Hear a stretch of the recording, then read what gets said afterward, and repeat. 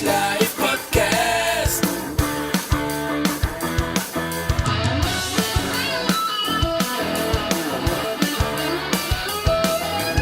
Oilers Live Podcast.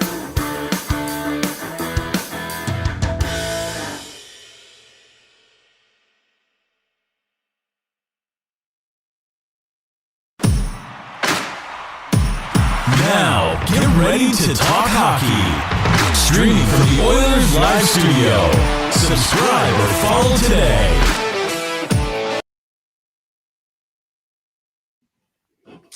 Hey, it's Michael here, Oilers Live, with a special Oilers Live series preview edition. Edmonton Oilers taking on the Dallas Stars. Series starting on Wednesday, May 21st.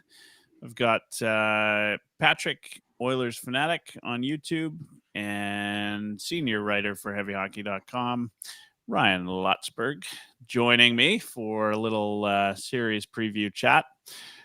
Just going to be open chat tonight, guys. We're going to have a little bit of fun, talk some hockey, talk about the Oilers and the Stars, maybe talk a little bit about the Canes and the Panthers. But first, we'll start with a quick discussion on the Leafs and the Panthers tonight. The Leafs, of course, losing 6-1 in a Game 7 elimination game. Jerseys again on the ice. Fans booing. 10 minutes left in the third. Arena's emptied out. I mean, what? Where do you go from here if you're a Leafs fan? If you're the Leafs themselves, is this the last time we've seen Marner in a Leafs jersey? It was like they were writing a eulogy in the on the analysts panel afterwards. What a crazy moment for Leafs fans. Like I don't know about you guys, but like we love to hate the Leafs like anybody, right? But do either of you, like, do you start to feel a little bad for Leafs fans? Smidge. little smidge bit. Yeah, I mean, we got family friends that are Leafs fans, and I got some family that live in Ontario and they're Leafs fans. So yeah, I do feel bad for them, but I mean, I know I was raised to hate the Leafs, so I guess it's hard. You feel for the fans. I mean, year after year, it's the same thing. I mean, they get past the first round, but then in the second round they implode. They were up 2-0. Lose that badly in a Game 7 and get outplayed that badly. I mean, yeah, you got to feel for them a bit for sure.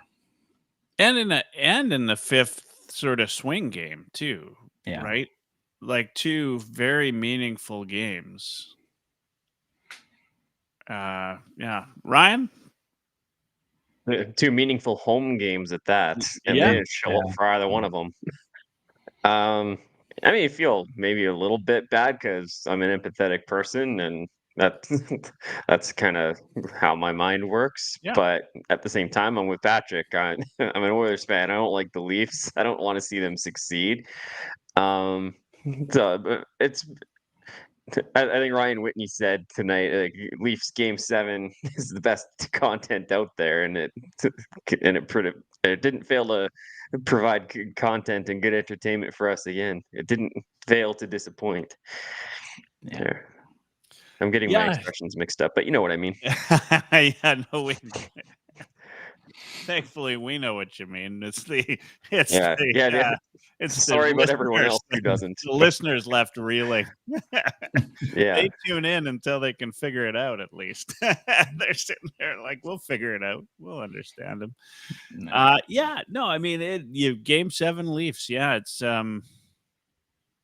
mean, you're just used to it. I thought maybe tonight. I thought maybe this was the difference maker. The part that I can't quite wrap my head around is how a team that has this guy Austin Matthews that scores at an unbelievable pace in the regular season and just seemingly can't find the back of the net during the playoffs. And I know we love to hate Austin Matthews as Oilers fans. We sure do. Yeah, but the players don't ever talk poorly about him. He he just doesn't, something doesn't click in playoffs. I mean, how do you explain this? I mean, it goes beyond all comprehension when it comes to professional sports. I don't believe the no heart thing. I really don't. I think these guys, they come to play when they score, you see how excited they get. You just think they want to play and win, but there's some switch. Maybe by now, maybe it's just this constant feeling of being part of the Leafs organization, that you just expecting something to go wrong, and it's a self-fulfilling prophecy at this point, and that it's comical for those of us that want to hate the Leafs, but God, it's got to be frustrating as a fan and to watch 6-1. They weren't even, there was a fraction of a minute where you felt like they were in this game after Domi scored. Yeah. And that was it. That was it. And then I didn't even see the red of Justin Bieber's jacket behind the bench for the rest of the period. I know he was there, but yeah. Oh. Well, I think the Leafs' biggest problem is you posted that photo in the Heavy Hockey chat, plan the parade, the old Hockey News cover. I think right from the start, those players got caught up in their own hype.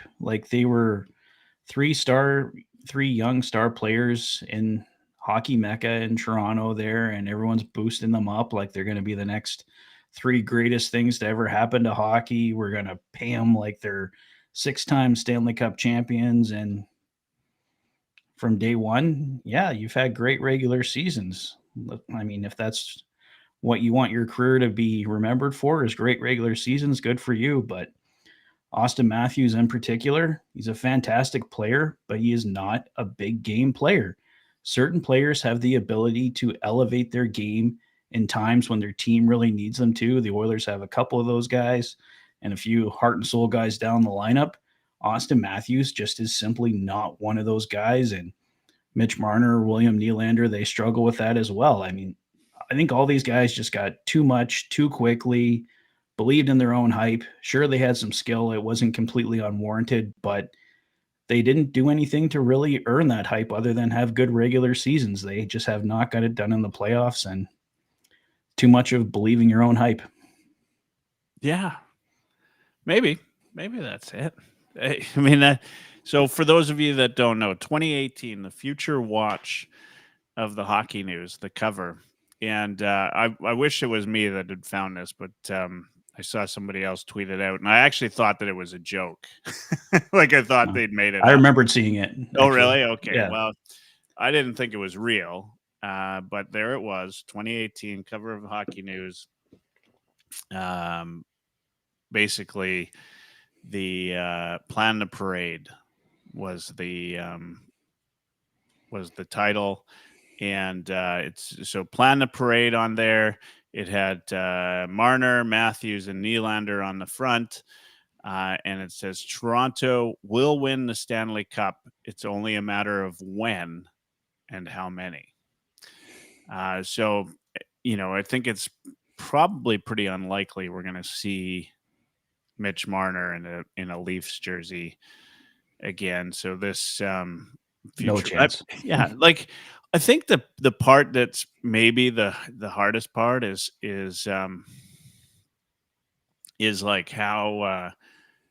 how much people all feed into this, the media feeds into this, right? There's that one guy that always writes the ridiculous stories on It's a Leaf channel. I don't know what is. He only pops up once in a while about how so and so is better than Connor McDavid or something. Leafs Nation, not Leafs Nation, editor in Leaf, I think, or something like that. Anyway, I mean, he did the Zach Hyman tweet, right? Oh yeah. These ridiculous sort of things that they say, and I don't know if that's part of it. Like that's the expectation is like just overhyped year over year over year. I mean, we've got that with Connor McDavid, except Connor McDavid is legit the best player in the world, And he delivers. and he delivers. Yeah, and there's a big expectation on him, Mhm. you know, but he delivers in games when it matters. The biggest challenge for Connor McDavid is he can't do it himself. And this year, he's finally not doing it himself.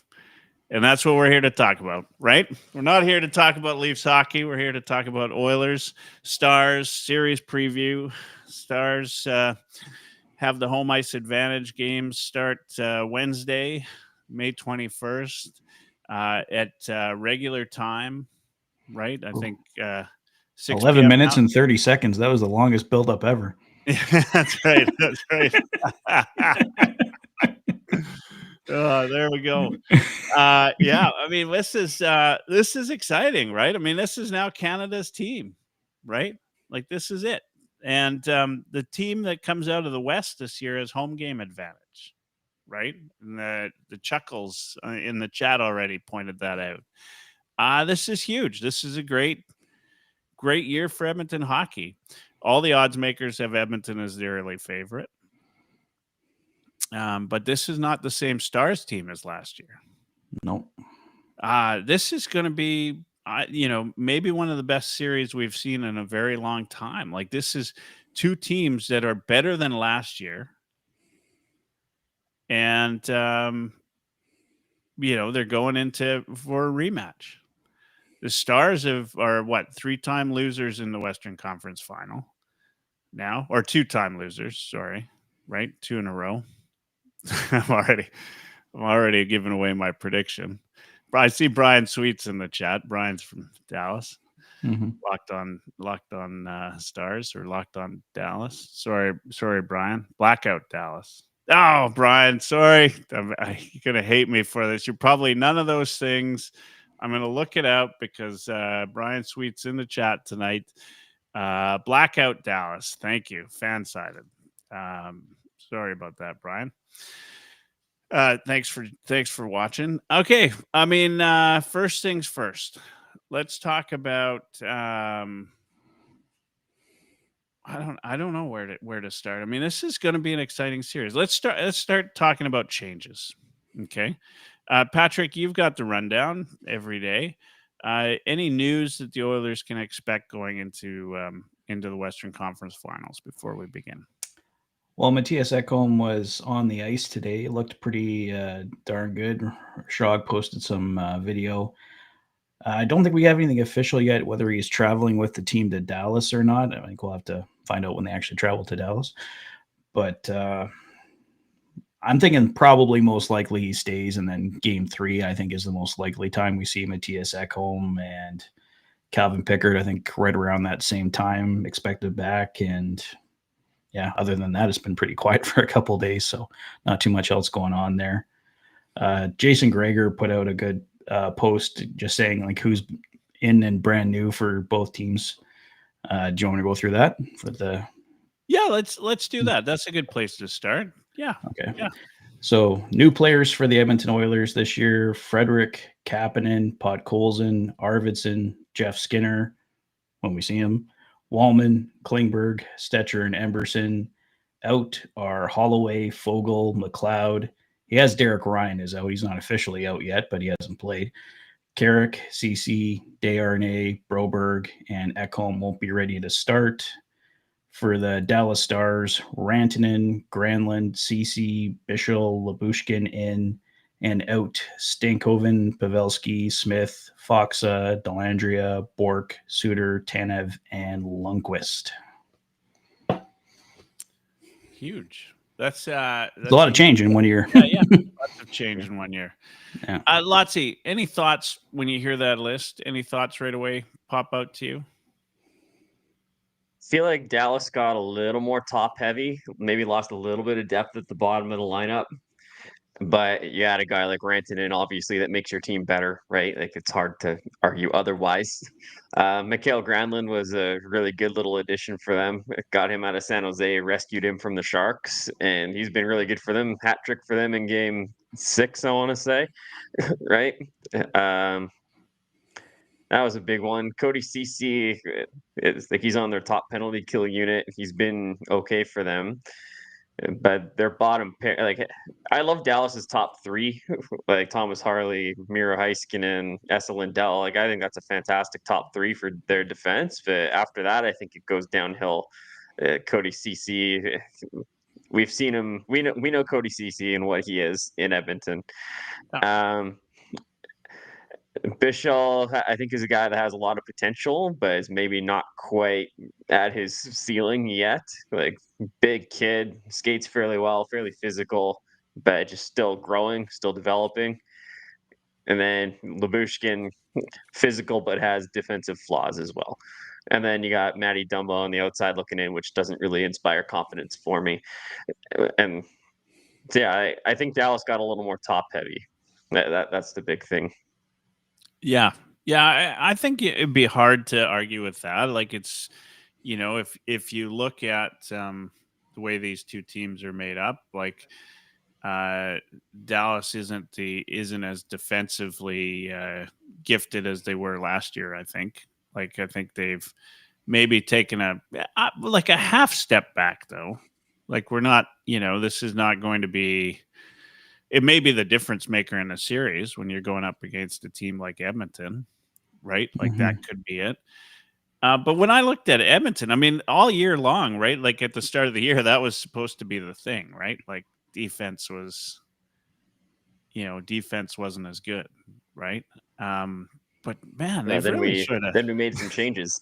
They've made some changes. They've picked up sort of the right guys. I mean, we didn't expect Klingberg to do quite as well as he's done, right? No, I actually thought he was going to be a scratch in the playoffs. So yeah, a very welcome surprise. Wallman's been huge. Like Wallman's, playing on the third D pairing, right? Like Wallman and Klingberg, like that's not too bad, right? Like if you look at it that way, I don't know. I mean, you could argue that's the second. I don't know who you don't even really have a first, second, and third, do you? With this, they're pretty even all the way down, aren't they? You've got if you want to call Kulak a top 4D, which he's moonlit as that several times. So maybe 5.5. We've got 5.5 top 4 defensemen, right? Like that's actually kind of ridiculous. Like, and then we have very capable guys in Troy Stetcher and Ty Emberson that are waiting in the wings, ready to go. Yeah, I like to think of it. We have 3 second pairings. Yeah, that's basically what we have, and I think most teams would be happy with that. Well, right? That gives you like amazing depth, right? I mean, you have no huge number one guy, but if you got 6 second pairing guys, you're going to win most nights. Yeah. Yeah, I mean, I think that's the thing, and then if you add in Ekholm to that, potentially at Game 3. I mean, the big concern always is when a guy comes off injury is how he performs. Lotzi, thoughts? Please say you think Ekholm would be awful. Vanderkeen. Kane proved me wrong. Yeah, Kane proved me wrong. I'll take the L on that. Yeah. Eki, I mean, he looked okay this morning, but an optional morning skate is not the same as an NHL hockey game, so we'll see. Yeah. I mean, the Stars did the same thing with Heiskanen. They eased him in, right? They had him. They went 11-7 in his return, and he got limited minutes. I don't think the Oilers will go 11-7, but I could definitely see Ekholm's minutes getting reduced in game, whatever game he makes his debut. Let him get his feet back underneath him, and then he'll evolve into his usual impact shutdown role. Yeah, absolutely. So, I mean, I can start. There's been a couple of things I've been thinking about with this series. When I look top down on the whole lineup, like Edmonton just just the way they've played, everything about this team, the way they're clicking, the fact that you've got Arvidsson and Skinner sitting out, and you're still getting the depth and the power that you want out of this lineup. The fact that they come into every game, not relying on Connor McDavid, Leon Draisaitl in the power play to win games, which has always been kind of their downfall, and something that I think has hurt them in games in the playoffs in the past, right? Is because fewer penalties are being called, of course. This team plays I think a little bit of a more solid game. But where I really think, if I'm looking at this, and there's a couple things that I think. One is I think teams that win championships typically have a couple of series that are shorter, right? To give them time to, heal up. And as we know, I mean, it's in playoffs, guys are always playing injured, right? And so if you can, you can take a week off, which the Oilers will have had a week off by the time this game gets played on Wednesday. That's really good in terms of how the lineup looks. But what I also think is playing into the Oilers' favor is the Oilers actually knew pretty early in the Jets-Stars series that the Stars were up on top.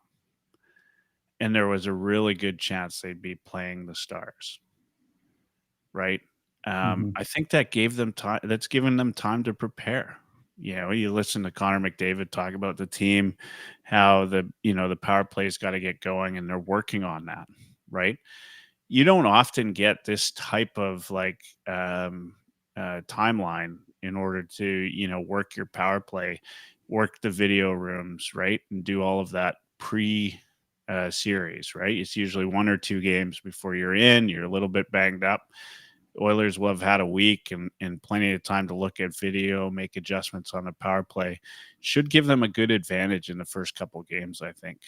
And if the power play starts to click, and I know Brian's saying the Stars penalty kill has been the best he's seen in the last 5 seasons, but if the Oilers power play starts to click, and whether you're the best penalty kill or not, when you got Leon Draisaitl and Connor McDavid out there, and Evan Bouchard, who's been arguably one of the best defensive scorers in the league in who knows how long, right? Didn't the Kings have the best power play last year? They did, right? Yeah. And we ate them alive in the first round. Not saying we would do the same thing, but yeah. But that's what I mean. Like if this, I think the part that, like, for me, when I look at it, is the Oilers are going to come in with time to prepare. Mm-hmm. And so, Brian and I have a side chat that goes on every time the Stars are playing or the Oilers are playing. We've talked a little bit about this, and I said to him that I really think that the Stars' hope of winning this series lies in winning the first 2 home games. And if Edmonton is to take one of those 2, split one of the home games, then it's going to be an Edmonton series. That's not to say the Stars are guaranteed a series if they win both home games. I just think they have to if they want to get out of this round.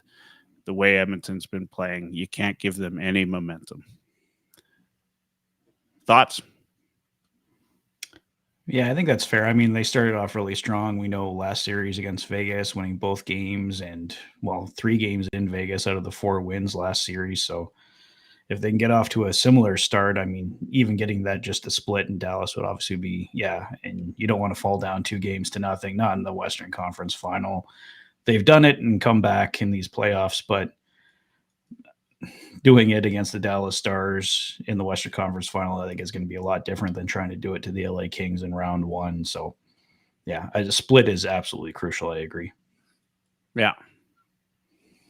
From a Stars perspective, you're looking at how the Oilers fare in the early parts of the series compared to how they fare in the latter parts of the series. Like the Oilers are unbelievable from games 4 to 7, and we know they've had their struggles in games 1 through 3.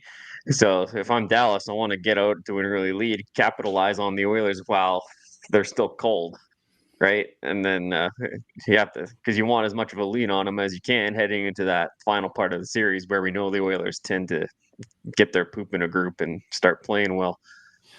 So Ryan, you talked about it cold, like coming in cold. How much do you think that's going to play into this series? There's always that concern that you get this long layoff that it might take you. And the Oilers are known for starting out slow. So is this something that should concern Oilers fans?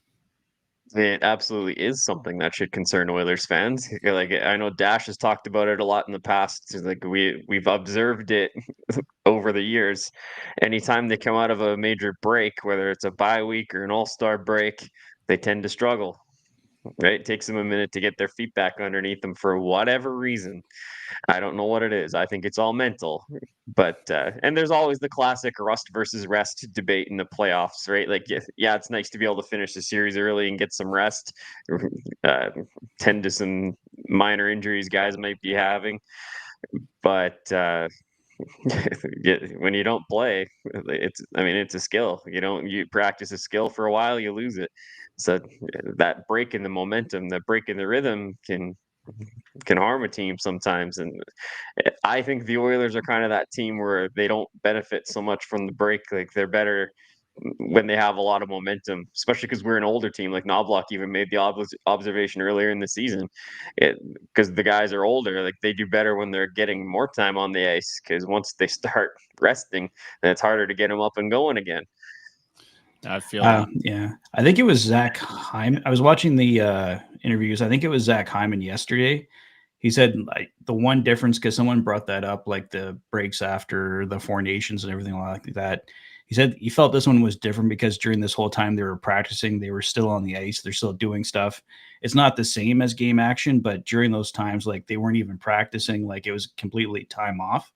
So I think this nobody's gone might on be vacation. yeah, I Nobody's think this been might to be the a little bit beach. different.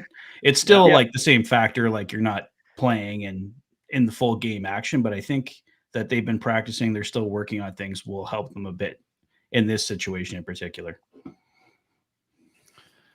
Yeah, I mean that's a good point, right? Like, anytime the Oilers get a break like that, like they're the whole team's taking time off. They're not sitting there working on anything. This is certainly going into a series having a chance to work on everything. And I think having some semblance of a idea of whose line you're going to be on, right? Like that's the other thing that, this Oilers team is, I think, desperately needed over some time, is to have, some lines that they can know and trust. And if I'm the Dallas Stars, like that's the thing that scares me the most. Right? Is there's guys that are clicking together now, right? That aren't, it's not just let's throw McDavid and Draisaitl on the same line. And the other piece I think that's lost in all of this is you've got the Rocket Richard winner playing a shutdown game. What's that say about what's the message that sends to the rest of the team too, right? Like, the willingness to do what it takes to win games. Right? It means That's we don't leadership. want the other. Oh, sorry. Go ahead. Yeah, no, go ahead. Go ahead. I was just going to say, like, they've won enough of the other awards. They want the one big gray trophy at the end of it all here. Like, they want to do whatever it takes to win.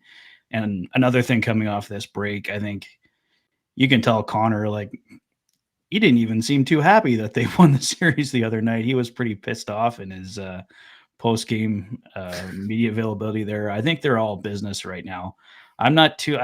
There's always the chance they come into game one and they turn in a bad performance. You never know. But this team really seems like they're dialed in. It's business. Like, he wants to get this done. He wants, I won't be surprised if it's a rematch between Edmonton and Florida again. So I'm not as concerned as much this time about a layoff. I think this team is all business right now. I mean, Dallas can still beat them in game 1 if they show up, but I think this team's going to be ready to go. Yeah. Ryan? I think they're doing and saying all the right things. And like, what message does Leon playing a shutdown role send to the other team or send to the group? The right message, right? Patrick nailed it on the head. It's the willingness to do what it takes to win. Like Leon has said, yeah, I'm willing to put my personal stats aside for a couple months if it means we bring the big gray shiny thing at the end, right? And that's all that matters right now. It really is. That being said, this team needs Leon Draisaitl to produce offensively, right? That's one of our 2 big offensive sources. But knowing that you could put him in that shutdown role, and you're still going to get some offense out of him. Let's be real. It doesn't matter what wingers you put with him; he still finds a way to produce, right? But if you can, like, he did such a good job on Eichel. Like, Eichel didn't get a goal the whole series, and definitely not in the last 2 games. There are a lot of big players for the Golden Knights that didn't score in that series. That's not all Leon, but there was definitely that tactical switch for games 4 and 5, where he put Leon on Jack Eichel, and suddenly that line did nothing. Yeah, we saw a lot of our forwards going back and making great defensive plays and shutting down. Like, the Vegas Golden Knights were coming in, and just before they're about to make a great pass, like, one of our guys comes back, steals the puck, sends it back the other way. Like, we saw a lot of great guys going back and making fantastic plays there. The Andy forwards were Hatch more in the engaged. chat. Yeah. Andy's, Connor McDavid killing penalties. Like, that's a big change, something we haven't seen. And look, I love Knobloch for doing something a little bit different, right? Like, that to me is something a little different. And we know why he did it originally in the Kings series, right? Like, we needed you got 5 forwards out there, throw them out there, right? Like, and he can, he can change the outlook of the penalty kill. Yeah. And I think we saw status quo wasn't good enough last year. You got to try a few different things. Yeah, I really loved it. I think, the other thing that shouldn't be lost is we didn't know what to expect from Evander Kane, and we didn't know what to expect from Trent Frederick, right? Yeah. In the limited minutes Frederick's playing, I think he's showing really well. He's doing the right things. He's, banging bodies. He got into the only fight that we've seen the Oilers get into in this in the playoffs. Evander Kane has been absolutely outstanding, and we didn't see him till the playoffs. And then guys that right, like, we joked about Connor Brown midway through the season saying it was cute last year, but it's not cute this year. But then he does his playoff thing again. Right? He starts to be like he's just a different player. He's a gamer when it comes to games that matter. Adam Henrique has looked half decent, right? Yeah. Like, he's playing playoff hockey. Janmark scored while the goaltender had a stick. Like, this is, these are things that, we didn't expect in depth. Kasperi Kapanen, like, shot out of a rocket or something. I don't, He's been awesome. Yeah, I mean, he's only played 2 games, but how the thing that struck me about Kapanen is, like, when you think of Kasperi Kapanen, you think a dude that can absolutely fly, that's not physically engaged, doesn't defend well, all that stuff, right? Like, that's the narrative with Kasperi Kapanen. What's he do? Like, the first game he played, I think he led the team in hits, or he was second in the team in hits. And then the next game, he gets 6 shots on goal and scores the OT winner with from his knees on the crease, just getting his nose dirty in a battle. So that was awesome to see from Kapanen. Yeah, it's almost like he got in and he doesn't want to go back out again.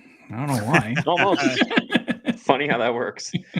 And look, I mean, if a guy doesn't produce for a couple games, you throw in Arvidsson or Skinner. Right? Like, how ridiculous is it that our 2 primetime free agent summer signings are healthy scratches right now? Yeah. But I mean, would you be upset if they, and I mean, of course, it would mean that something went wrong with the Oilers in the near term. But at the same time, like having those two guys waiting in the wings, like that's to me is, that's a pretty big deal because most of the time you're waiting for a guy that you don't know if he's got a good game in him.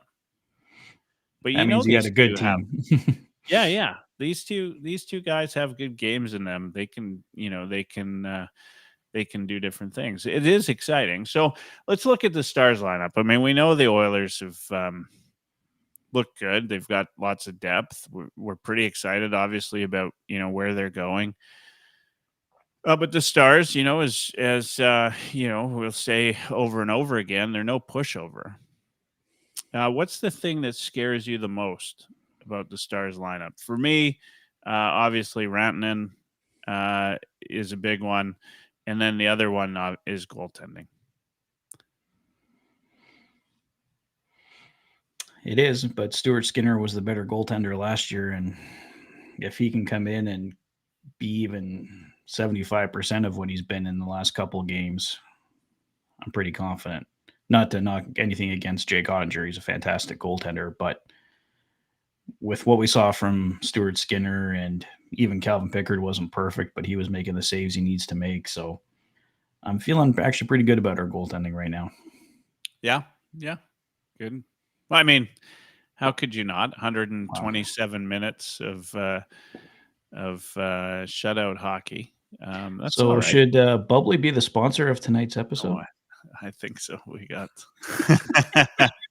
you got one there, Lotsky?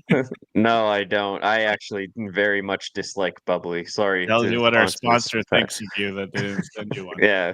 My side of the screen's going to go dark in a second here. Delicious. Oh man. Thoughts. What scares you the most, Ryan, about the Dallas Stars? I mean, Rantanen and Ottinger are the two scariest things on that team, but that's what we expect from the Stars. It's what happens when they're on firing in all cylinders. You get a guy like Jason Robertson who's only got 1 point in 6 games, right? I'm just looking that up here. I'm double checking that because it seems odd. Yeah, 1 point in 6 games. So if he gets going and Rantanen's going, you got two lines that are firing. Like Roope Hintz is an unbelievable player that doesn't get enough love in the media across the league. Wyatt Johnston, when he's going, he's doing his thing. The Stars are a really dangerous team. And Granlund, 7 points, 13 games. He got a hat trick in game 5, I believe. I'm pretty sure it was game 5. I think I said game 6 earlier in the show, but it was game 5. So again, if he gets hot, like they have some guys that can get hot that aren't hot right now. Like Rantanen's leading the way at 19 points. No other forward has more than 10. But if they get going, it's scary. Yeah, I mean you're spot on that, right? Like this the fact is they've got some talent on there that has yet to produce, right? And I didn't even talk about Tyler Yeah. Seguin or Matt Duchene or right. Like I said they're more top heavy, but they're still deep. Yeah. Well, it's two teams that can roll 4 lines, right? Yeah, absolutely. Yeah. I think the thing that maybe and is always the same thing that kind of scares me when you play, it's like playing Dallas, it's like playing Florida. It's the Jaime Bens of these teams, right? Like they can be the kind of disturbance that changes the sequence of of events. Just look at the Scheifele Jaime Ben incident, right? And the Jets end up on the PK, right? Like that's the kind of thing. Jaime Ben doesn't score as much as he used to, but he's an ass, right? Like he is, he can be a difference maker in a series. We got one of those too. Yeah, we do. And I guess that's the thing, right? That's a little bit different. Mason Marchment's the other guy though for Dallas, right? Like if as long as the Oilers don't give these guys any time of day, then I think to me that's sort of that third thing there outside of Ottinger and outside of Rantanen. because the Oilers, I think, from a offensive perspective, are just that much deeper and that much better. And even on the defense, like I'd give the advantage to the Oilers almost everywhere on these two lineups. That the big thing though would be, who wins those battles in the trenches and who comes out on top, both from a penalty perspective, right? And and just how disturbed they are, like how right, like we've seen Corey Perry did it to the Oilers for a long time, right? Like he'd get under the skin. Kachuk had his moments with the Oilers where he'd get under their skin.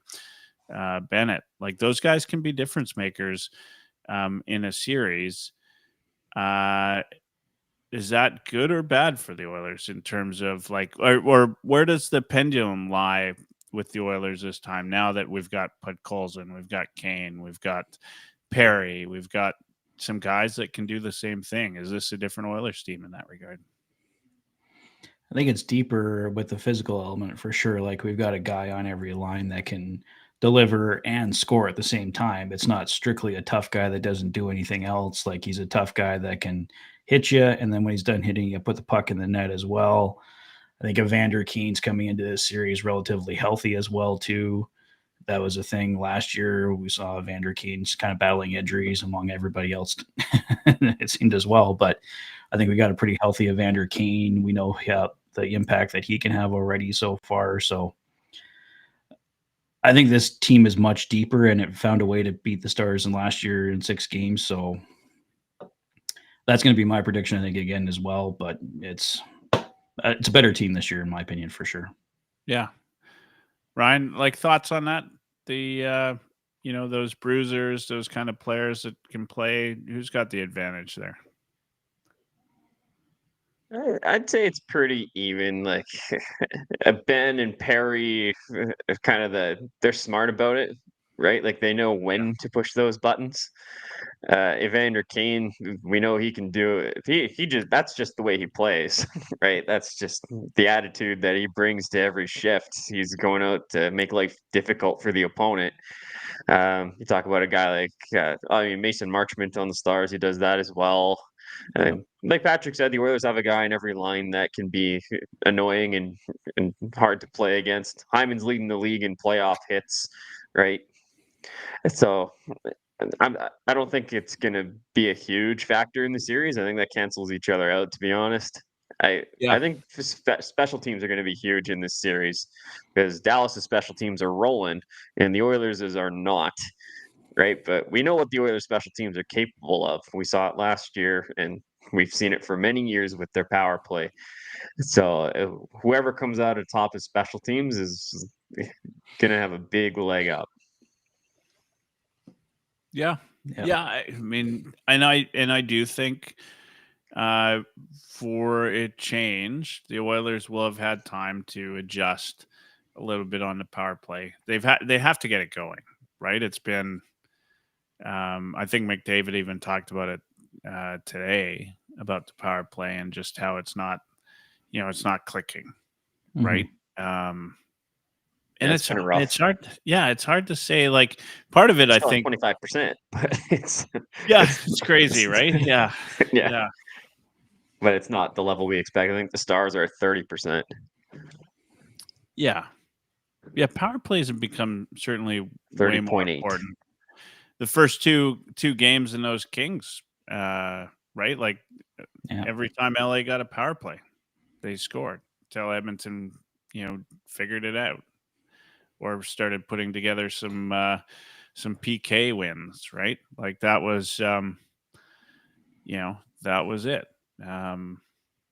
Look, I kind of think, I think that'll be a difference maker, but I also think, 5-on-5, this Oilers team's been pretty damn good.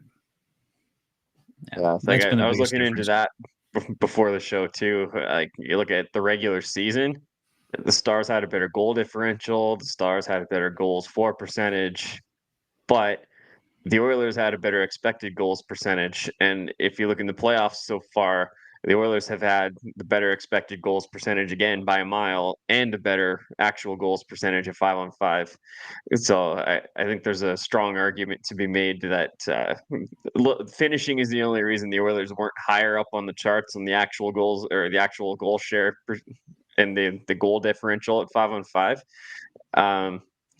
But the Stars, I think, are overachieving a little, or we're overachieving on 5-on-5 a little bit. You look at their expected goals right now; they're right around 50%, a little under. They're middle of the pack, and that's being reflected in their actual goal totals for the playoffs. Let me get Money Puck up here.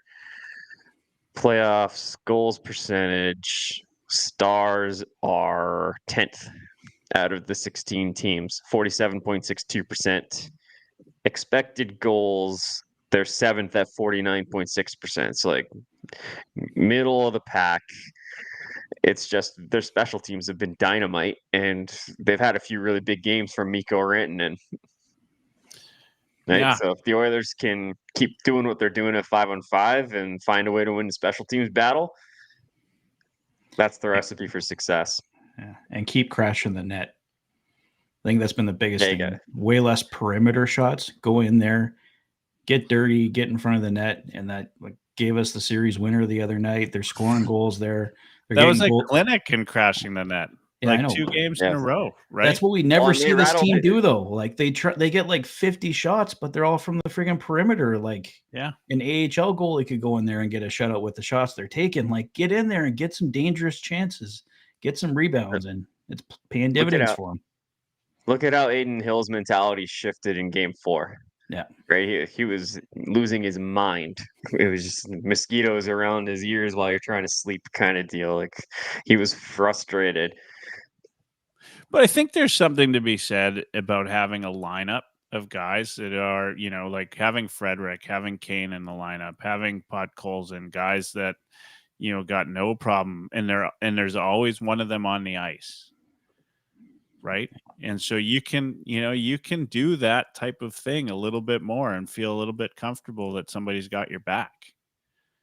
Right. Like this is not the team that the Oilers had in the regular season. It's the team they had, on IR and everywhere. Like they were all part of the roster, but this is not the regular season Oilers. This is a much meaner regular playoff team. With guys that can back each other up. And I think that, I think that says a lot. I think that says a lot when you get, when you start crashing the net. That's a big deal, right? Is that, you can do that, and you can, Vander Kane's got no problem jumping over Aiden Hill like Superman, right? I mean, he had his helmet off. He was ready to go, right? Like that's, Nugent Hopkins isn't going to do that, and Skinner and right, like Arvidsson.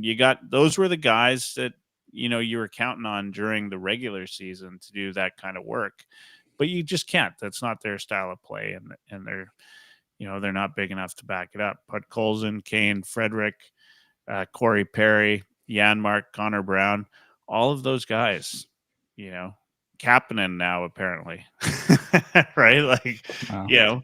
These are all guys that are willing to crash the net. And as Discovery Records is saying, there, Stetcher is the best 6th D-man in the league. I wouldn't argue that right now. He's looked fantastic since coming in. And I just love that we still have him for next year at $787,000 too. If he plays half as good as next year as he did this year, that's another fantastic value deal. Yeah, he's been a great pickup. I've been saying he's underrated all season long. He's playing with Darnell Nurse in an elevated role, and Kulak helped ease some of that load. But he was great, and he's been fantastic in these playoffs since he's gotten in. Yeah. Yeah, it's been fun to watch, right? Like it's been really good and exciting to watch. Now, I mean, it's easy to get excited about the Oilers, I think, this year, right? That if you take out the first 2 games of the playoffs, it's pretty easy to get excited about this lineup, right? And Connor McDavid's looking like Connor McDavid, right? The only player that I don't think looks 100% right is Leon Draisaitl. But the week off could change that, right? Like he just hasn't seemed like himself. And lots of people suspect injury or otherwise. I mean, and I would, as I say about Connor McDavid, I'd love to be Leon Draisaitl talent on an off day, right? I'll never know what that's like. Yeah, like I'd take one of his off days and I'd be that good. I'd be happy. But he hasn't been as great as he was in the regular season, even for that matter in prior playoffs, right? Like he just something seems a little bit off with him. But a week off can change everything, right? Any have you heard? I know Patrick, you follow closely. Any lineup changes in terms of lines? There wasn't. I mean, Connor Brown was out the other day for a maintenance day, so Victor Arvidsson had his spot on that line, but I imagine that goes right back to Connor Brown. I don't see why coming off back-to-back shutouts you'd change anything going into game one against Dallas unless there's a certain matchup you're trying to get, but I mean, you can do that in game. I wouldn't change really the lines going in. Yeah. They had a couple off days. They've done some optionals. Like we haven't really seen much in the way of like full formal practices in this time off so far. That I haven't been paying a super close attention the last few days, but that's been my sense anyway. Yeah, probably get a good idea tomorrow if they're on ice tomorrow. Yeah, what's it mean to this team? And maybe you disagree with me. But the guys like Stuart Skinner, it's Stuart Skinner's net now, I think, right? I mean, it's hard to it would be stupid to take somebody out after back-to-back shutouts. But what does it mean to this team if Picard's back there backing him up? Like, is that an extra added level of confidence going into the series? Or do you think it matters? I mean, I think it matters. I think it matters a lot, right? Well, I think it kind of Skinner has it going now, but I think it's extra motivation for him too. Like they both do a great job of supporting each other, but he doesn't want to lose the net again. And he knows Pickard's an option there, and if he has probably like one bad game or where he gives up 6 goals or something like that, then they probably might consider going back to Pickard. But I think it's extra motivation. It's a good way to get the best out of both guys. Yeah. I'm thinking back to all the years where we didn't even have confidence in one goaltender as Oilers fans, right? Now we're sitting here entering a Western. Yes, it's Cujo. Okay. Now we're sitting here about to start a Western Conference final, and I feel fully confident in 2 goaltenders for the Oilers. I mean, Stuart Skinner has proven himself, and I think he's shaken out of his little bit of a funk here. I mean, small sample size, 2 games, he played fantastic, right? I noted in the piece I did about Skinner before he got back into the net that he hadn't had more than 3 bad starts in a row all season, even though he struggled throughout most of the season, especially in the second half. Like he was bad. Let's call a spade a spade. Yeah, absolutely. But never had more than 3 starts with a save percentage below 900 consecutively. And game 4 would have been his 4th had he shit the bed, but he did what he did. So I don't know how long the hot streak lasts, but I feel very comfortable knowing that we've got 6-0 Calvin Pickard in our back pocket. If something does go wrong with Skinner, I'm feeling fully confident in Pickard. And I feel confident in Skinner too. He's proven he can do the job before. And I have no doubt that he can do it again. And if we need him, Olivier Rodrigue is also undefeated. I mean, fair. There you go. That is factual. Yeah, I mean, I think the thing is, right, like you don't often get a chance or rarely will you see a team in this position where they've had two goalies come in and play really well, right? Like because you don't normally do two goalies in the playoffs, right? Like you use, if you've used two a whole bunch of times, it typically means you've just lost a whole bunch of games, right? Like, That's weird. but in this case, Pickard didn't leave because he wasn't playing well, right? And so he proved himself to be a capable goalie for four straight, right? Or Mhm. five straight, six Straight. straight. I mean, and then Skinner has arguably one bad game, it wasn't awful. And then goes for 127 minutes of shutout time. So now you've got legitimately two. This is not a Rolison Markkanen situation, right? Where you got a guy coming in cold if something is to happen, right? This is it was Markkanen, right? I'm thinking about this right in 2000. First You Conklin. see Markkanen. Yeah, Ty Yeah, yeah. Conklin got the nod first, and then Oh yeah, that's right. So it's different this time around, right? Like this is a case of two guys and they've backed each other up all year long. Like this might be one of the few cases too that if it goes all the way, like both guys can pat each other on the back and say, "Hey, you helped me get there." Right? Yeah. Team effort. Yeah, like that just doesn't happen as far as goalies go in the end, like in the playoffs. If two guys are getting time, it's because you lost four straight. Right? Like that's it. That's why they each got 50-50 because they couldn't keep it together. But not this case. Well, I think we are getting to the point, though, unless you really have one of those elite goaltenders, that you probably almost always see two goalies now if you go on a long enough playoff run. Yeah. We got Alex Perron in from Quebec. Let's go to some of the comments here. We've got let's see.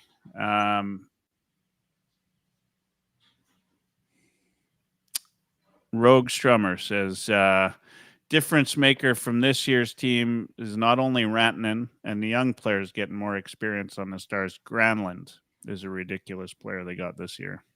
Mm-hmm. I mean, Granlund's good. I don't know that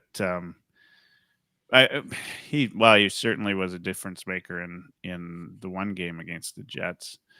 I'm not sure I put him up in the elite category, but I think pretty damn good player. Like certainly, if the Oilers were to ever pick him up, I mean, we wouldn't be complaining, would we? He's a really good complimentary top six piece. Like he is a highly skilled player. Do I call him a playoff performer? Not necessarily. Like he makes their team a little bit better, but he doesn't strike fear into my heart either. Playoff contributor. Yeah. Yeah. And again, back to the Oilers, they've had lots of contributors. Lots of contributors. Yeah. But yeah, that's not to take away from Granlund. Hell of a player and getting a hat trick against the the best regular season goalie is no small feat. Rediscovery Records. We're much more physical than Dallas for sure. Ben is sure to take dumber penalties, and Nurse is playing like a $9 million defenseman.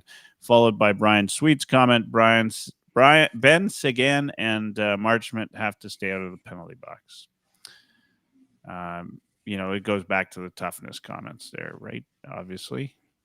And if they're doing stupid things to get themselves into the box, it means they're likely already trailing.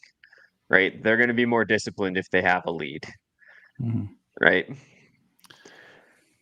It's like I don't necessarily think they're just running around out there trying to be stupid. They're doing it with intent. Like Jaime Ben's a smart man. He knows what he's doing. He's Vivette. He's been around for a long time.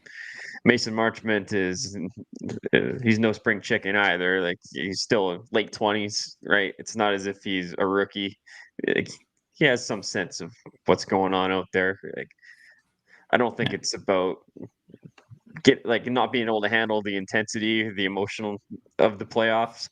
It's just if they're trailing, that's when they might start doing some things to try to turn the tide, and that's where they could get into some trouble.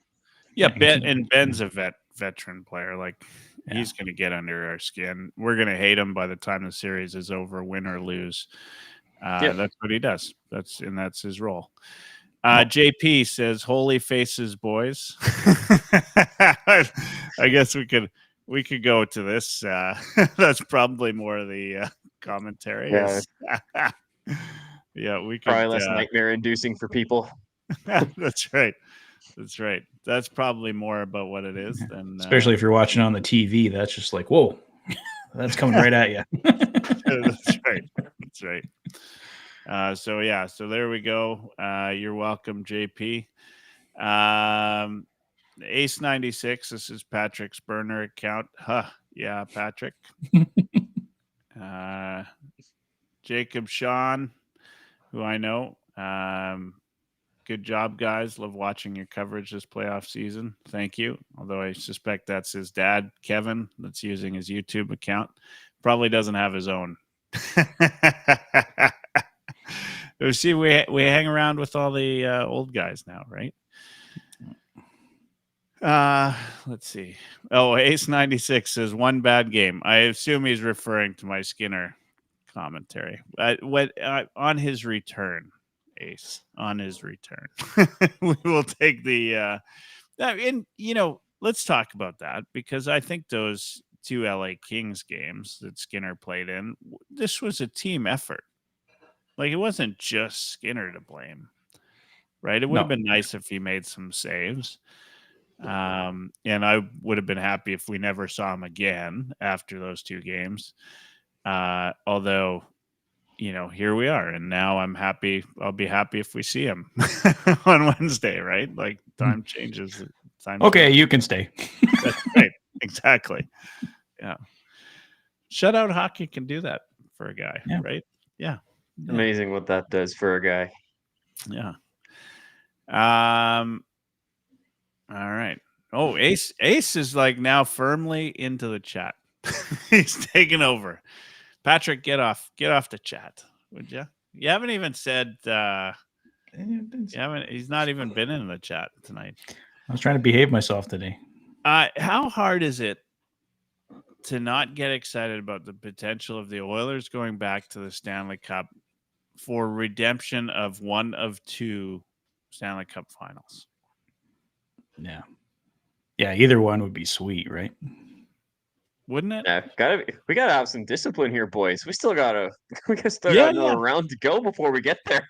I know. I'm just like, that's what I'm saying. That's why I say if, because I wouldn't, I'd like to think about that. I want to think about that and talk about that. But at the end of the day, right? Like you do hope that the Oilers themselves are sitting there thinking about what's at hand. And the Stars are not going to be an easy out. I think, as much as, we're excited about the Oilers that play, how they're up top, up and down the lineup, they look better than the Stars.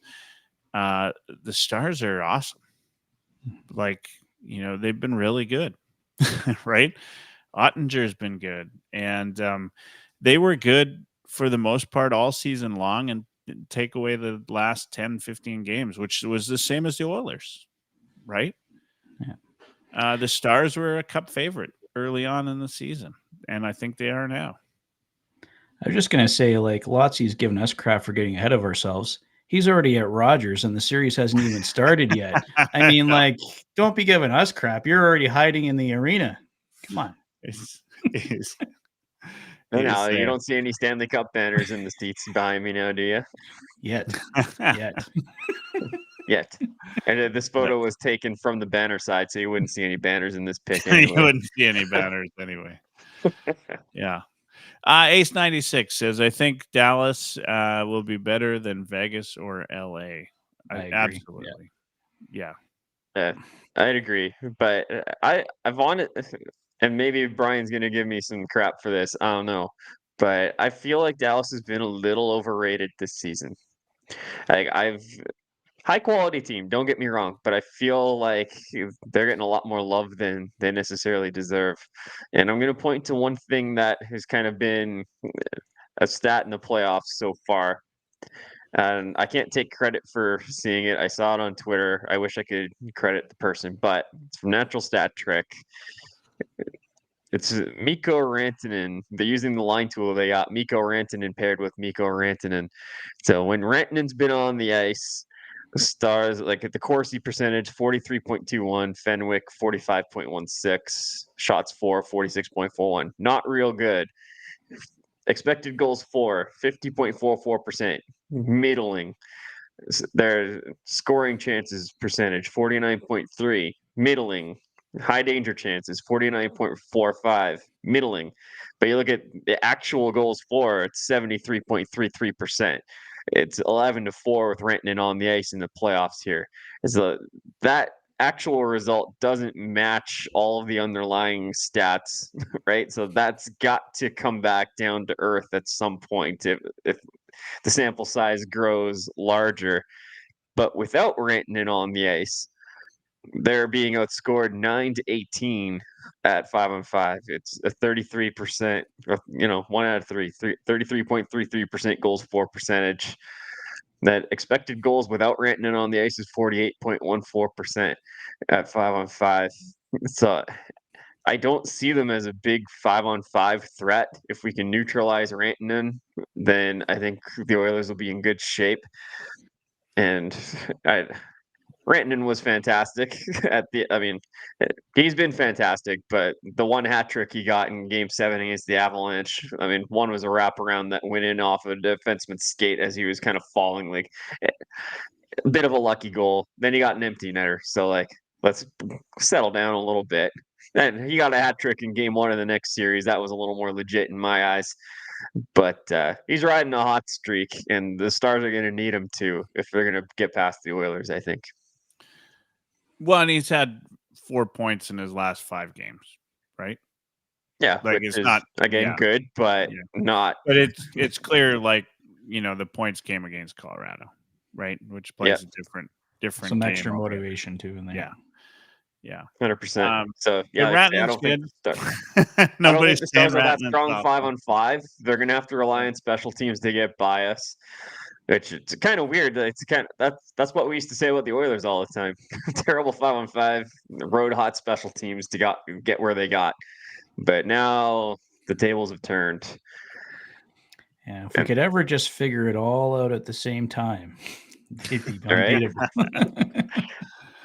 Yeah, that would be something. No time like the present.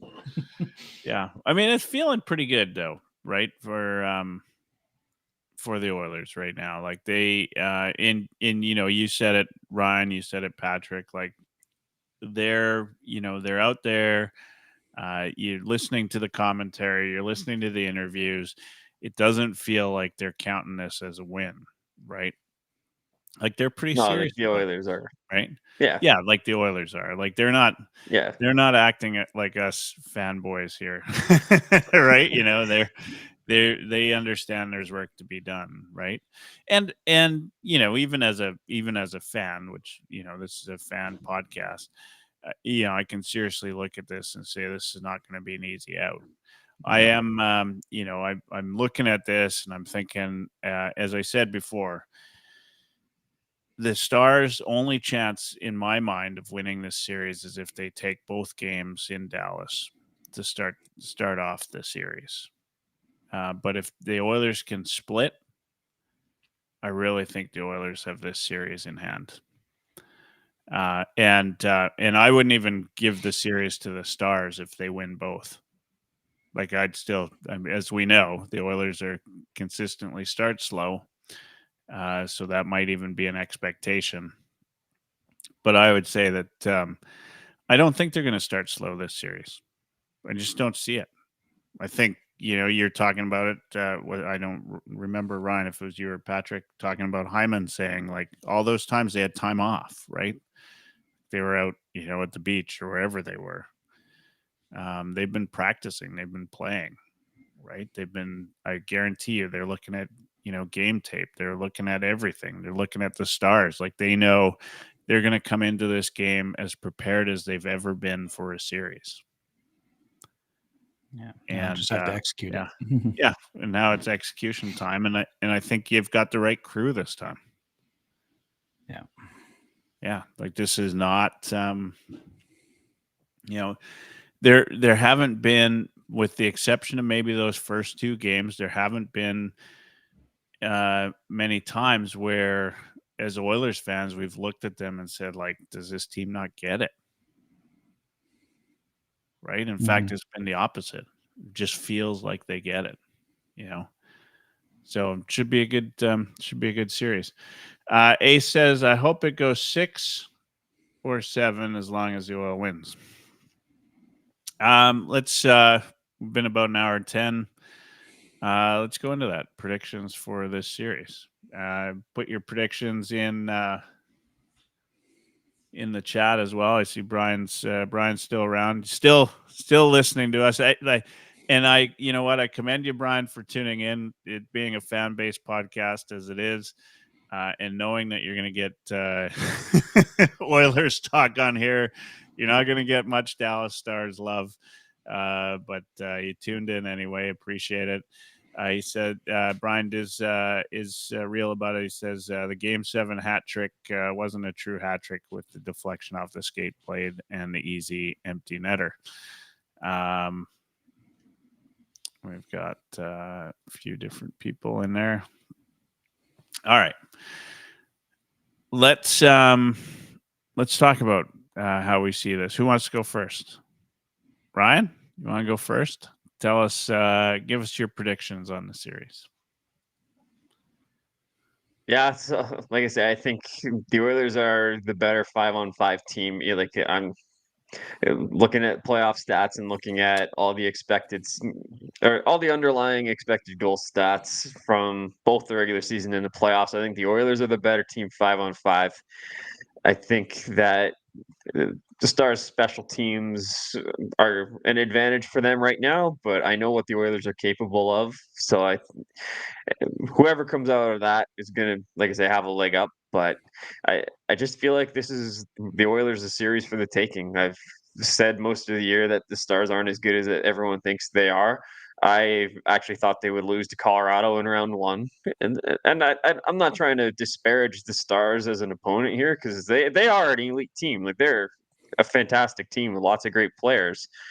I just don't see them getting past the Oilers here. So I'm going Oilers in 6.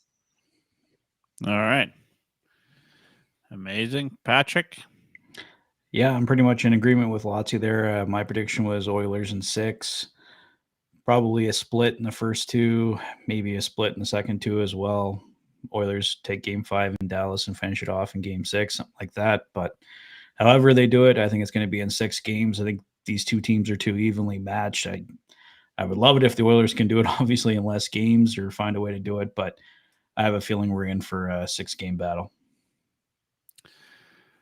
Yeah, I'm kind of with you guys. Like, this feels like a 6-game series to me as well. Oilers in 6 or less, for that matter. I mean, it's tough to get this, because the letdown would be bigger if it doesn't happen the way that we expect it. But I've in our time watching the Oilers over, in the Connor McDavid era, and watching them in the playoffs, this is by far the most complete the Oilers have looked. And they just look like a team destined to at least make it to the finals. And then, who knows what happens there. I don't even want to talk about that yet. But I do think that... don't Lotzie, I'll give you crap. That's right. Yeah. But I do think they're, that's where they're headed. I think this is not going to be any different. I think the Oilers, I think the difference makers, obviously, like, the difference for me is just how complete the lineup is, both from a toughness perspective and and a speed perspective, right? Like it's just you look at this team all the way down, like with Kane coming in playing the way that he's playing, Frederick coming in, mixing it up when he has to, right? Corey Perry, and Corey Perry just continues to do Corey Perry things, right? And then if Draisaitl gets back to being his usual self, right? Like in scoring the way that we know Draisaitl can score, right? Like we're talking about Jason Robertson on the Stars. Let's talk about Draisaitl. If Draisaitl starts scoring and McDavid starts putting the puck in the net, which he hasn't really put the puck in the net, he consistently gets points, but he's got what, 3 goals for the playoffs so far? Yeah, this hasn't been a typical Connor McDavid, Leon Draisaitl playoff. Like we were talking about earlier, it's been the depth guys that have been doing most of the scoring. Yeah. And so if those guys, Connor's got 3, Leon's got 5, and I'm talking like he's, he hasn't scored a single goal yet, right? Like these guys will get it done. Michelle. I hope Michelle's wrong. I don't know if I can take that. Whatever is she the might most be onto something. possibilities, Michelle says. I love it. I mean, she understands what it's like to be an Oilers fan. That's right. That's great. That'd be an epic comeback, but yeah. I mean, we're flying right now. I've been using the Icarus flew too close to the sun quote a lot recently in my life for whatever reasons, but we've been pretty hot lately, right? We won 4 in a row in the Kings series, and then we beat the Golden Knights in 5, so we're 8-1 in our last 9. Like we're flying right now, so maybe we are due for a little stress. Who knows? Yeah, I mean, this team is different this year. It just really is. So I think they're going to do it. I mean, Andy brings up the don't score on your own net with 0.4 seconds left. I look at that game as the Oilers not quitting. Like they made it. That's overtime to me. Like they made it to overtime. Next goal won, right? And it happened to be before they actually got to the official overtime. But they came back to be in that game, right? And that's the Oilers that we're seeing this year. Is there's not even a game 1 against LA. Like Connor McDavid put the world on his back and said, I'm going to bring the team back. And then they lose the little blooper rainbow shot into the net. This team's not out of any game. They could do, as Michelle says, whatever's the most stressful possibility, which I love because we know that's the MO. So it seems. And I think maybe it's more a consideration of how the fans overreact in a market like Edmonton. Like if the Oilers lose the first game, that the world's on fire, right? Like Oilers fans, and we know some of them are going to act like this team was never built for playoff success. Yeah. Right? Trade McDavid, trade Draisaitl, exactly. Another rebuild. Yeah. We only lost 1 game. What's wrong with you? Well, and that's just it, right? Yeah. So, that's the nature of it, and I just think this team is ready. So I've got zero problem saying 5 or 6 games, and if Dallas has a hope of winning the series, they got to win those first 2 in Dallas. Otherwise, it's lights out. See you later. Come back again next year, right? This team's too good this year. Oilers are too good this year. And there's a reason they're odds-on favorite right now. And it's because they're just playing all out, right? They're watch out if you start to see Draisaitl and McDavid click on the power play, right? Then it's going to be pretty damn good. Oski Wow, Panthers versus Oilers Part 2 this year, I bet. We've got 10 minutes left. We can take as much time as we want. We're not. Let's try to keep it down to about 10 more minutes. It's a long weekend. Who needs sleep? It's like it's almost Wednesday here in Atlantic Canada. Let's talk a little bit about the other series. Canes playing the Panthers. First off, anybody else as surprised as I am to see the Canes in the conference final? Yeah. I had them out in the first round, but maybe that was so just did me I. not knowing Jersey well enough. But I thought Washington would take them in round 2. Yeah, I didn't have them out in the first round. I figured they'd pick Jersey, but I didn't. Like, there was no part of me in this world that saw them defeating the Capitals, especially how they did it. Yeah. And with the season the Capitals had and stuff. But, yeah.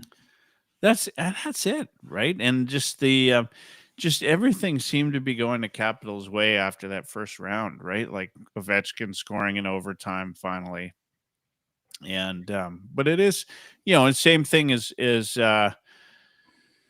when you start believing all the things, right? Like as Oilers fans, even, right? Like, we think the Oilers are going to win. That's how the Caps fans must have been feeling, right? Like there's just, the Capitals live stream would have been, saying we've got the Canes up and down the lineup, like it's going to be 5 or 6 games, and then the Canes go and do what the Canes have seemingly done for a long time, which is just put a solid game of no star hockey out there. Maybe Jacob Slavin is probably the biggest star on that team. Like, what a defensive juggernaut. Yeah, well, we saw his power in the Four Nations. Well, yeah. Yeah, he's unbelievable. Mm-hmm. Unreal. But that's just not one that, even like team toughness, right? Like Caps had them beat there, did they not? It's there just wasn't an area that I thought that the Canes were, other than playing as a team. Yeah, that's their calling card. Like, they're well coached. Rod Brind'Amour's done a great job with them, and they need contributions from everybody, right? Yeah. They have a few really good players there too. Like, you like Aho, you like Svechnikov, but yeah, I can't even rattle them all off right now. Roxy Mama said he or she had them Oilers Canes in the final on the NHL bracket, right? Like that's that'd be crazy. Look, Canes or Panthers. If the Oilers can make it to the final, right, as predicted, I could care less. Either one is a redemption tour, right? Mhm. Like, they should have, more so for the current Oilers, the Panthers, but for Oilers fans, we'd love to see Carolina, wallow in the wallow in the dirt for sure. There you go. She. I was right. I was thinking he right away, but then Roxy Mama. It's pretty. I could put things together. I'm smart that way. Just give him some time. Yeah, it just takes a little while. I'm like the Oilers. Takes me a little while to warm up, and then over time. Yeah. Was there any do you guys have any preference, Canes or Panthers? I kind of prefer just off of last year to beat the Panthers, but Yeah. And I've got revenge on my mind too. I brought a towel home from Florida that says redemption on it. That was kind of their team motto, for their slogan for the playoffs, because they had lost in their final last year, redemption, but the word red is highlighted, right, because Florida. But yeah, I'd be quite happy to get some redemption of my own against the Panthers this year. Yeah. And how much does it mean? Like, do you guys think it means to learn what it's like to lose in those big games? well, I think it's huge. Yeah. I think that was the biggest thing for Sidney Crosby, right? Like he watched, was it the Red Wings that beat him? Yep. Yeah. Oh wait. Yeah. And he got him back the next year. Yeah. just seeing what it takes. And like, there's that old story from Gretzky when they were walking by the Islanders dressing room after the Islanders won the cup, and they were all had the ice packs and everything like that. And the Oilers still felt like they had more to give. Like you're finding that next level to get there. And I think that's why we're seeing like McDavid, as I was mentioning earlier, just staying all business. Like he's really focused this year. Like they've been to the Final Four before. He's done this. Yeah, it's great they've made it this far, but we want the next thing. Like we know we've been here 3 out of 4 years. That's great, but if you don't eventually get to the next spot, all it is a nice consolation prize. Like we want the next thing now. Yeah. Yeah. I mean, that's got to be it, right? Like it's just this, Roxy Mama says Panthers said that was their inspiration last year, right? Losing the year before. Mm-hmm. You don't know how that's gonna go, right? Like, you get to a game 7 of a cup final, or like, it doesn't even have to be a game 7. Like, you get to the cup final. This is something you've dreamed of your entire life. This is something you work for your entire career, your entire season, and then you lose. You come away empty-handed.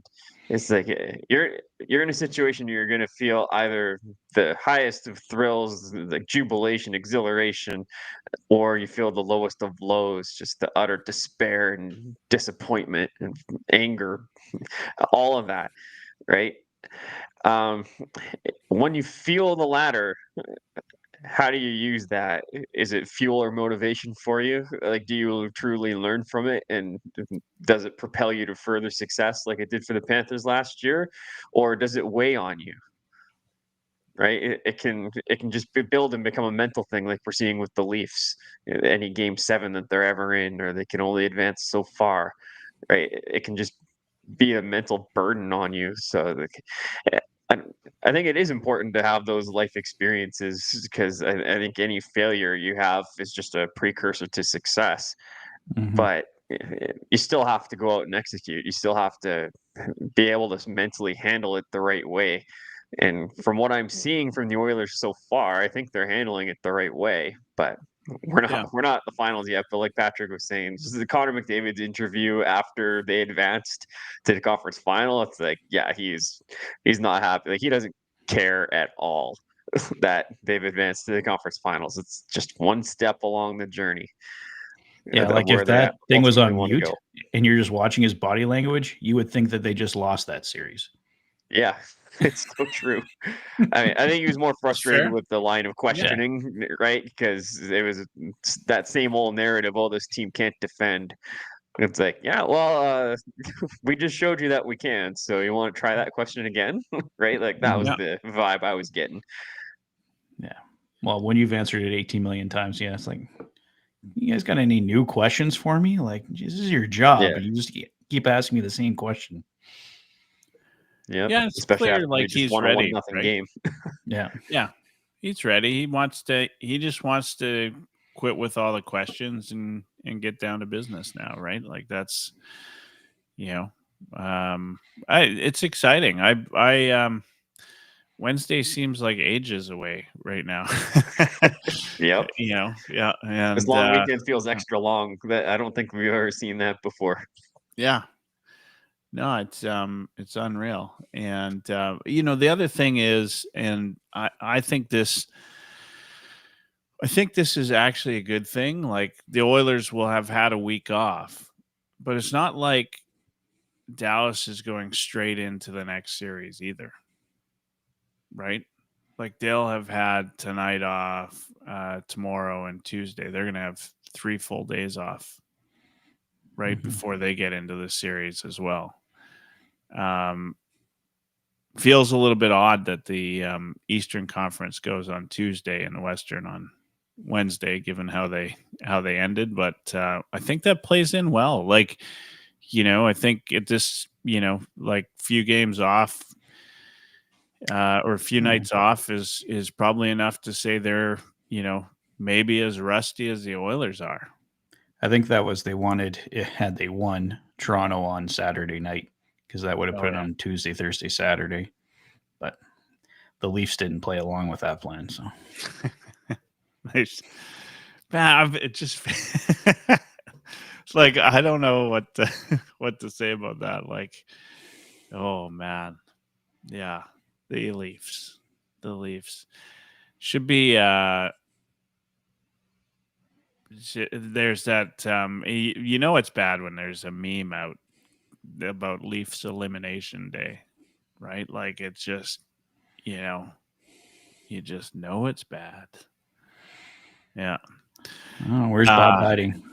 Where's Bob? Where's Bob? Where is Bob? I don't know. Where's He didn't show Waldo? up. He's probably in the chat somewhere, Tyler. Yeah. Appreciate you coming in and asking where Bob is. Is probably Bob asking where Bob is.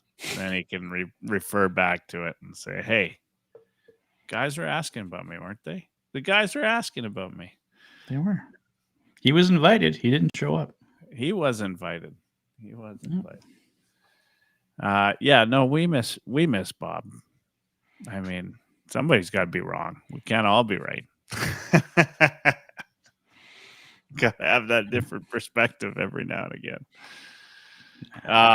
No, Bob's good. We don't know where Bob is. He's missing right now. He's probably playing ball tonight or something. Who knows? Who knows? He just hasn't got back to us. Might even be stuck in the not Stauffer. No, Bob Stauffer has never made an appearance on Oilers Live. But if you know him, feel free to reach out to Mr. Stauffer and say he's welcome on the show anytime. His people can talk to our people, and we'll make it happen. We will get him on board for that. Definitely do that. Yeah. Yeah. When are we going to get back on, guys? What do you think? We've got a couple of nights. Tuesday night is the. We're going to wait until next Thursday. Might as well. I don't know if there's going to be much to talk about between now and then, other than what we might see for lineup wise. But other than that, I think it's going to be the exact same lineup. So, yeah, you're right. Look at that. They know you too well, Ryan. Like, don't. I got you, Andy. I got you. I said Oilers in 6. Let's go Oilers. Although I don't know, given your reason, maybe we want you to pick the Stars. I think I also picked the Oilers in the Vegas series, so I think it's my first round that really impacts things. Yeah. Well, that is good. That is good that you've made up for it during that time. I am going to just give me a second here. I want to bring something up here. It's going to take me a second. Fill some time in while I'm looking for this. Either one of you, give me a second. Yeah. Well, appreciate the shout out in the chat there, Tyler. Yeah, we appreciate having you on here. And if you know where to find Bob you're Stauffer, disappointed you didn't get to see Bob. We'll forgive that. That's right. That's right. I think the goalies are playing too well right now, so we didn't really have anything to negatively say about the goalies. That would have got Bob on here real fast. Yeah, it usually takes up a good 15 to 20 minutes of airtime that we had to get creative with tonight. He loves defending the goaltending, good or bad. No, right? Good on him. And yeah, Oil in 6, Tyler, is the popular pick here. I think we're all going Oil in 6. Oil in 6 is right. I think that's the right call. Andy's saying 5 or 6. 5 or 6. I kind of picked. Even Brian saying pick the Stars. Ryan, pick the Stars. All right, I found what I was looking for. Just give me a second here. This is what I was looking for there. We can close off tonight's episode with the 28 Future Watch Hockey News cover page. Plan the parade. Toronto will win the Stanley Cup. It's only a matter of when and how many. And soak this in, because that might be the last time you see Mitch Marner wearing a Leafs jersey. Soak it in. Plan Just to need a little don't above the plan there. That's right. Don't plan to parade. Like, I wonder, maybe they weren't talking Stanley Cup parade.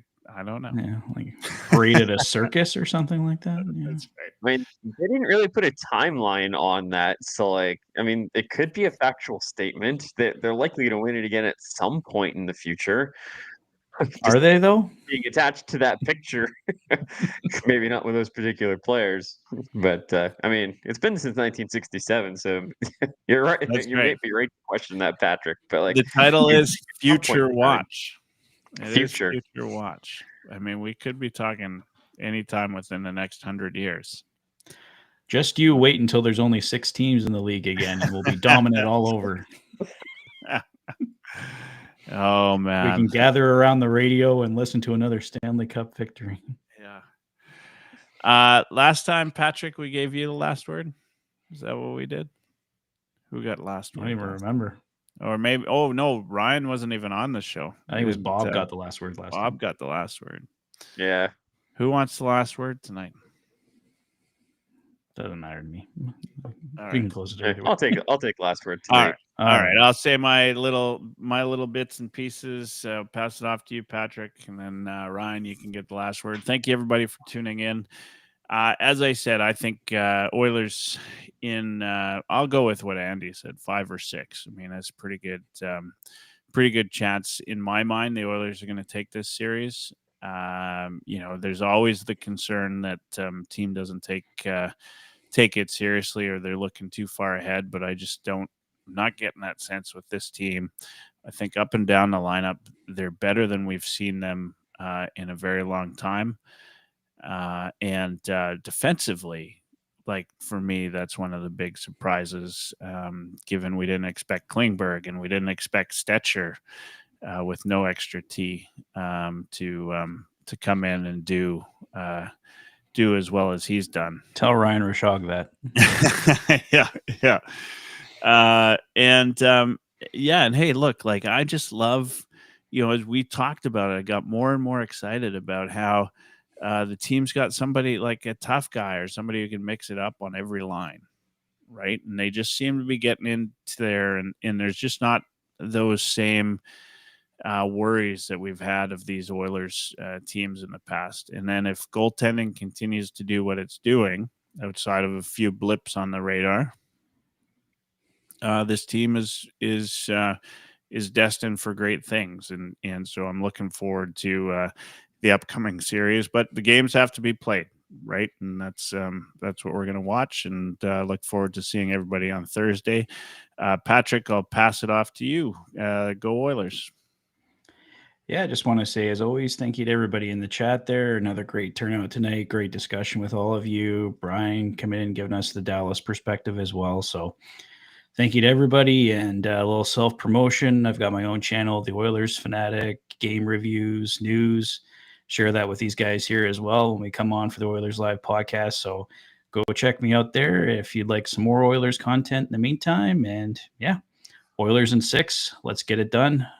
Just like Connor McDavid saying right now, all business. And then we can smile after we win the cup. Have a great night, everyone. Yeah, so my last word. I'll take 2 seconds to talk about Toronto. They have so much talent. It's super. Even for me as an outsider, seeing all that talent, it's really frustrating to not see them do as well. Even though the frustration is softened a little bit by the fact that they're the Leafs, and I hate the Leafs. But the fact that Matthew struggles the way that he does in the playoffs, like even in the year he played in the Swiss League, he didn't score in the playoffs, which is just crazy to me. It doesn't make sense. But yeah, this is gonna. Brad Treliving's had a full year to observe that team. We got Marner and Tavares both due for new contracts. So I think you're going to see a different looking Leafs team come next year. So that'll be interesting drama to watch unfold as the summer goes on. But Oilers fans, we're 8-1 in our last 9. We're coming off back-to-back shutouts. We won 3 games against Vegas on the road. Things are looking real good right now. I think we might get Ekholm back within the first couple games here. Picard's back soon. Like lots of things are looking good for us, but like breathe, relax, stay the course. It's all business. It's like Connor McDavid, right? Let's not get too far ahead of ourselves here. Dallas is a quality opponent, as I've said many times tonight. But I still think the Oilers are a strong enough and deep enough and tough enough team to take care of business and advance to the Stanley Cup final again. So Oilers in 6. Regardless of what happens, it's going to be a fun series to watch. I'm expecting some entertaining hockey between two great hockey clubs in the conference final here. Can't wait till Wednesday to get started. So stay tuned. I've been doing post-game wraps every single game, with the exception of Game 5 in the Vegas series. Just didn't happen, but I'll get back to those for the conference finals. So you can see that at heavyhockey.com. And with that, I'm going to say thanks for tuning in and have a good night.